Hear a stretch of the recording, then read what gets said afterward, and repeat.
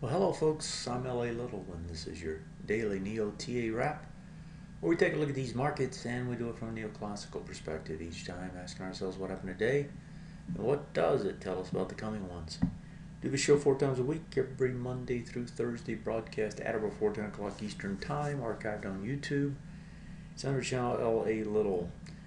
And occasionally we have some issues like we did last night technically and just can't get the feed up there onto YouTube. Apologize for that. Doesn't happen often, but sometimes their servers are backed up or we're having an issue on our end. And last night was that case. Took us until this morning to actually get it up there. So if you missed it, you can go back and review it if you want. We talked about the Fed and what to expect, and the Fed came out today, and it doesn't take much of an imagination when you see a screen like this to realize what the Fed did. Ease, ease, always ease, folks. They've been doing it for 5, 6 years. I don't know when it will ever stop, but it certainly doesn't look like it's now, right? Everything powers higher on the Fed news. We've got broad gains across all the indexes, across all of the bond market, across all the commodities, across everything except for what? The dollar. The dollar gets hammered down 2%. The copper just couldn't quite make it, but everything else goes green. Some of them huge, big, 5% short covering rally here in the USO, in the oil market. If you just go across the board, 2% on bonds, right? I mean, these are large numbers. Gold, 2% higher. Even the commodity broad DBA on grains was up a fairly large amount. And then across the equities themselves, anywhere from a 1.5 to about 0.8, 0.9. So big, fast, strong moves on the way up. And it's all because the Fed is continuing to be dovish. They really don't want to change the tune. And it was kind of fascinating because, and I've got to read you this quote. It was pretty interesting. Let me grab it. And, it was Yellen speaking. Yellen had a press conference after the announcement. And she made a point right at the beginning of the conference, the press conference, to say, just because we remove the word patient doesn't mean we'll be impatient. Talk about doublespeak. I mean, come on. It's the same story over and over. There's no way they're going to raise rates. If they do raise rates, it's going to be when the whole world just takes off. Because they can't. If they do, you saw what the dollar was doing, right? The dollar was skyrocketing on the assumption that rates were going to would start to rise here. Same thing happened in Great Britain if you go back and look over the last year and a half, 2 years. Great Britain was talking about raising the rates. They still haven't raised them. They still haven't stopped the QE. Everything's still going the same way. It's going the same way here. I don't know when it's ever going to stop, if it's going to stop. Let's pop over and look at the charts. It was off to the races today. Let's grab the S&P 500 to start with. And if we look at this guy, now, if you remember, we were watching, and it really wasn't the S&P. I'm going to pop over to the two that we were really watching, to give us a clue if this was going to be another rally take force. One of them was the Russell, right? The Russell came up, and in last night's show, I talked about it actually came up, test failed on the high. But I also said, hey, we closed right at that high almost. I'd be very surprised if they didn't try to do it again. And then, of course, when the Fed came out, volume expands. This thing blows past the swing point high. This thing's off to the races, right? Doing another ABCD structure on the way up. And it's actually a kind of small one. There's a little one right here. And it just about finished it. So the Russell may get some sort of a pullback here right off the bat. But then again, it may be, the Russell may be looking at the bigger picture, and that was the ABCD structure that we had in place previously that never got finished, which would take it up even higher. So maybe the Russell's going to go up there and finish that one first. So anyway, the Russell breaks over, says, hey, we can go higher. The other one we were looking at was the NDX. And if we look at the NDX, the key bar here was this retest regen bearish off that prior swing point low. And one of the things I talked about last night, when the show finally got printed this morning, is that I had not noticed it, but it was actually 6 bars, plus 6 bars, before we came back. And so that says the odds of breaking over it are lower. In other words, it typically regenerates lower. If we look at that top, 44.1579, where did we close? 44.22, so we got over it, we stayed over it. That says, hey, we can go higher, right? And we can try to get that follow through and go up and test that the top of the first breakdown bar.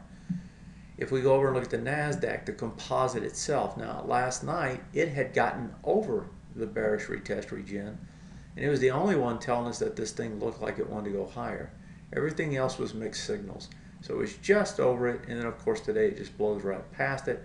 I can't see how this is not going to test the top and more than likely break out. Now we'll go back to the S&P. Now the S&P was coming into the bearish retest regen. It was just about into it, and the question was, okay, is it going to get up into it? And it had already gotten over one area that we thought could give it resistance. Once it did, right, then the last one that's up there is this one. That's where it's at. It goes right to the bar, the top of that bar, 21,091. Where does it close? 20.99. So just up underneath it. So you can see these things have moved basically right back up to what is kind of the last straw if you're a bear. If they get over these areas, right, they're just going to continue on, and they're going to go up, they're going to make new highs, and it kind of looks like that's what's going to happen. Now, a lot of times you'll get some sort of a retrace off a big spike like this, but you have to believe the buyers will be sitting there and waiting on it, and actually kind of excited if they get the opportunity to buy it. So index wise, wants to go higher. It's the same thing as we've seen many a time, and that is the Fed continues to feed this market whatever it is that it needs and wants, and just keeps pushing it over and over and over. Let's pop over to the sectors, and I want to just look at a couple of those right quick. I'm going to start with those that were strongest before. XLY. XLY is going back up, has a high volume top, looks to me like it's going to go test it. XLV was also very strong. XLV, I clicked up XLU, so we'll look at it while I'm here. It's going to push up and try to get back into this the top of this swing point low. So the retest regen is off this low right about there. So it came into it today. Looks like it has pretty decent volume. This will be a good test tomorrow on the interest rate front, because with interest rates coming down, all of these stocks such as XLV and others that are interest rate sensitive are getting a push off of it. Here's the XLU. Here's the XLV. XLV got over the high already, pushed over it, got a little retrace today, takes off, and then of course the other one that's been pushing as part of that is the IBB, which is the biotechs, and there's no stopping these guys. They just keep going. Elsewhere, let's look at the transports. FedEx came out. FedEx didn't do a very good job of pushing the market higher. Didn't matter. The rest of the market pushed it itself. They end up a little bit higher. They're still range bound, and some folks still concerned about that, but it doesn't look that bad from this perspective. So those were the strongest ones. Let's go to the ones that have pulled back quite a bit. Here's XLK. Gets over the first of the breakdown bars. I'm going to go after the higher one now. And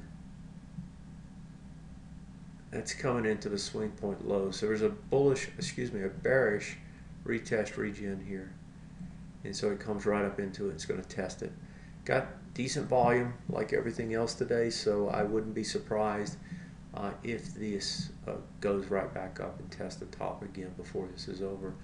XLF actually was the trailing one. It really couldn't get going today. Up 0.5%. That swing point high had volume of 2466, and we got over it, stayed over it. It had a little less volume. I'm going to be very curious to see if this can push some more tomorrow, because this is one sector that can get this market moving. They struggle today because as interest rates come down, it hurts their margins. But you know, if the rest of the market wants to go up, I think it's hard to keep this market down. So I wouldn't be surprised to see them continue to push too. It's just that they're not leading. Then we go to things like XLI. Oh, well, if we're going to keep pushing money out there, then industrials and all these other things are going to be able to push. Big volume pops in, it's going to go back and test the highs. And just right across the board, right? It all looks the same. Let's go over to the OX markets. If we look at these guys, I'm going to start with the EEM, and I haven't got a chance to look at these, so that's still range bound, coming back up to test. And we have probably big spikes here on the FXE, and we did, and volume came into it. FXY, probably the same. Yeah. And so all of these were trying to break down farther. And that was a result of the dollar being so strong. Well, when the Fed says, hey, we're not going to raise interest rates, well, guess what that does? That pulls everything back, and it pulls it back in a hurry. That looks like capitulation, right? People just throwing stuff out. That's pretty interesting. Let's look at oil. Oil came back up, is doing a retest regen off that prior bearish breakdown. Actually, I drew that wrong. Let's draw it again. That top is right there. So it came right to it. That top is 1807. Gets to, it's not 18. What is that top? 1681. Yeah, 1681. And we got to 1678. It's going to test it tomorrow, and it's got the volume. If it gets back over it, that's a save on the weekly, although the weekly is probably going to do more volume, right? So this thing's going to get a decent bounce out of this, and then probably push back down one more time again. But it came all the way back down, tested, and got underneath it, right? And now flips around and comes back up. I'm going to watch this market carefully, because you know, there's a big trade here if this really can't hold. But if it does hold, and I talked about it last night on a viewer question, if it does hold though, then you know, all bets are off. This thing can push back up and consolidate some more. And that actually led to a huge rally over in the energy market as well today. Let's look at the bonds. Bonds just skyrocketed. Yeah, they did, over the swing point high. So they did a capitulation type blow off at the bottom, and then they started rising, got one little pullback. They just finished off, looks like an ABCD structure. What's interesting here is that a lot of these have just about done their ABCs. You know, some of the indexes are there, and here we see it, right? And we're probably going to see it in a couple other charts as we go along here. But the moves were violent today, huge reversals in a lot of these markets. Silver, gold, silver, all of them spike. Top over there on the retest was 1539. We got to 1538. So again, coming right up into the top of those.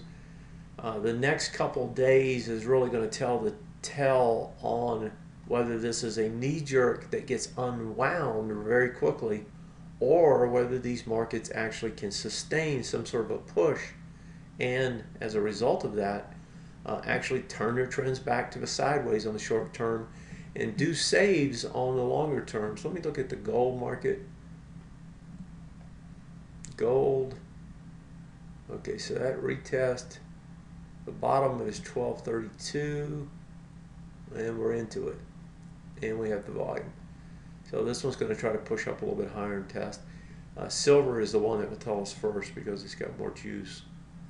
So across the board, pretty big reversals almost everywhere you look. Whether it was, well, not so much reversals on the indexes. Those things just continued to plow ahead after they started to reverse last week.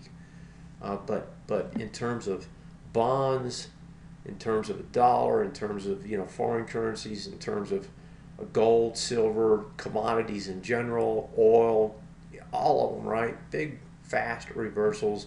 And a lot of people probably on the wrong side of those trades had to immediately cover them, which has created quite a spike. Could see some carry through tomorrow, and then you may see some sort of a pullback off of those as a result. All right, so I kind of blew through all of that. Don't have any viewer questions tonight, so I'm going to come to the final thoughts here fairly quickly.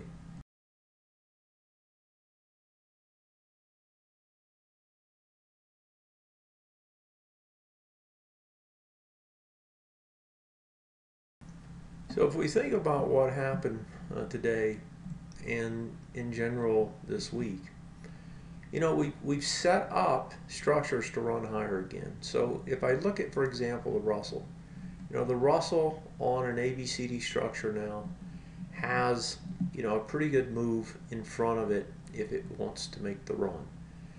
That's the only one so far on a daily that has broken out. We've had ABCD structures for a while here that just haven't completed. For example, we have this one. We have another one inside of it, right, which is a small one that did complete. And now we have this larger one. So we have two structures, right, with both of the projections up around the same area. And that's, it's a good 2% or plus from here at least. That's the Russell. That's the strongest one right now. And remember, last year the Russell was the one that just couldn't get going. If we move over to the NASDAQ composite, here we also had aborted ABCD structures on the way up that never got completed.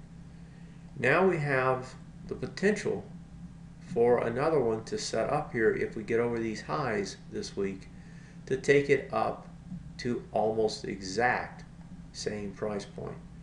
And so when we look at the way this thing has worked its way out again, it looks like this is getting ready to do another leg up. And today, if you didn't get on board today, that's really too bad because you really wanted to try to jump on it. But all of these have projections now that are higher, that have nested ABCD structures to take them up to those original structures that were in place. And every one of them, if they break out, will probably find a way to get up there. It may take a little while, but that seems to be the case. Now, if we think about it from the calendar perspective, right, this is the middle of March. Earnings are going to start hitting in about 3 weeks. We had Adobe earnings last night, not so hot.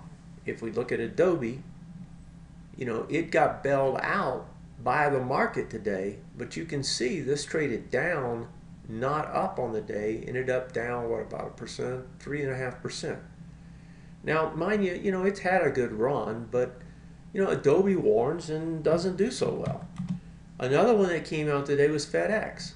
FedEx also didn't do so well, down 1.37%, stuck in a range. Of course, transports in general are in a range, but the point is that I don't think those earnings are going to be that good. And so this next run up is going to be just that. It's going to be another leg up, and then we're going to get more of that thrashing that probably takes place. So, if you're thinking this is off to the races, I think you're probably mistaken. I don't believe that's what the case is. I think we can get another leg up. I think we can run for another 2 weeks, 3 weeks, maybe 4 into the earnings seasons, and then probably do it all over again.